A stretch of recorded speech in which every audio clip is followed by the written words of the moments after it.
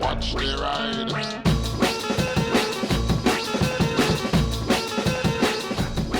Hey everybody, I'm currently on an errand I've got to run, but I'm running a bit early. And I just noticed that there's this road that goes through this estate, so I thought I'd ride down it. While I talk about something, I've had quite a lot of people say to me recently, Spicy, you used to say you don't need anything bigger than a 125, and look at you now, you love using your big bikes, you know, you never do anything 125s anymore, apart from all of the 125s that I've reviewed.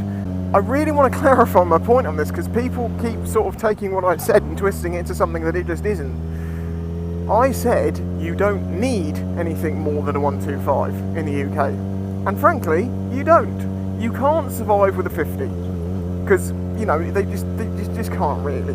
If you're in a city, if you're going between your place, you know, and your work, and you're only on 30-40 mile an hour roads, then a 50cc actually could be the best thing, because, you know, it's super cheap to run and it's inexpensive, etc, etc.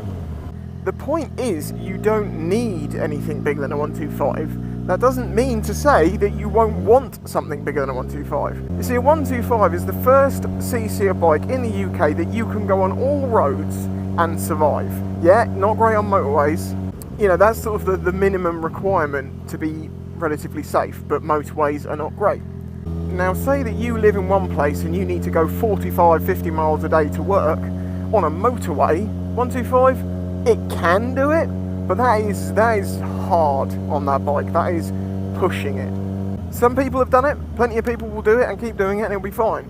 But it is, you know, it is stretching out what a 125 can do, unless you accept that you're just going to sit at about 60 odd. Yeah, they can go faster, but it's what you are happy to have the bike running at. That's what it comes down to, how relaxed it is. So I still love 125s, I just don't have a place for one. You know, I have a smaller bike, which is Derek. I know that's a 440, but it's much more like a 125 in the sense that the things it can and can't do. It's just faster at getting up to that 70 mile an hour limit. I wanted to get up to the big house, so I'm going up to the big house, because it doesn't say don't, it just says don't park. Now the thing is, the argument with the bigger bikes thing's funny, because people are saying about 125s and things. Thankfully this doesn't exist so much, but I used to hear it a lot about, you know, a lot of people would say, why have you only got a 600? You need to get a 1,000. A 1,000's where it's at. You know, you're a puss if you've got a 600.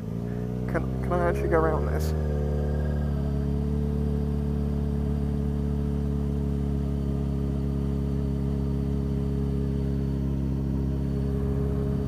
I don't know if I'm supposed to be doing this or not, but oh well. I've got time to kill. But larger bikes have got another thing in their favour, which is the comfort of riding. The biggest joys of a bigger bike to me, other than the power and the speed, yeah, that's one thing, it's mostly the comfort in riding. Not changing gear constantly, not you know, up and down the box, up and down the box. It's just, you know, chasing that bit of power that you actually have. It's just relaxed and chilled. It's much more stable because the bike is heavier, so you're more planted.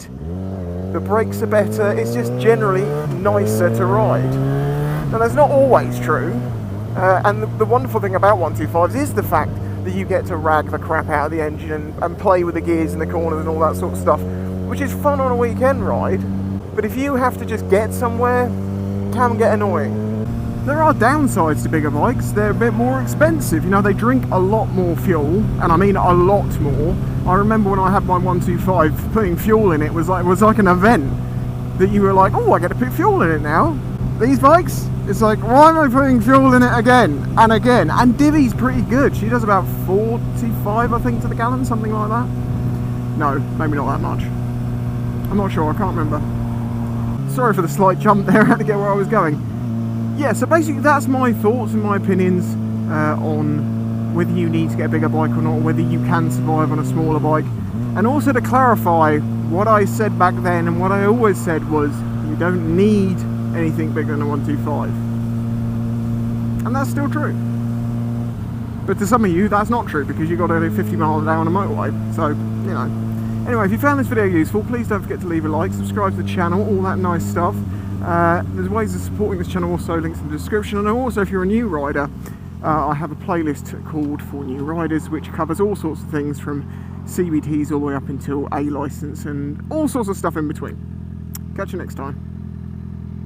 This channel is made possible by the support of the audience. Please check out the links in the description and all the different ways you can help support the channel.